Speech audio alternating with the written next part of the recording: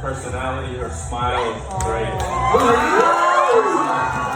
don't like the way she looks. She's so beautiful. This personality. No, of course she's beautiful, you know what I mean? But like when you gotta see beyond that, you gotta look further than outer beauty. You know? There's a future for you and her. So,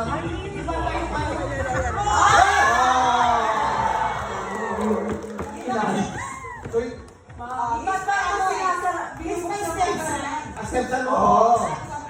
Ano pala yung mga stepson mo at mga daughter mo, no? Laging galing sa putin, no? Ay, talaga. Eh, ano lang sa kwento lang, is Sa binibining Marikil. sa binibining Marikil. Stepmom. Stepmom. Ikaw yan? Step.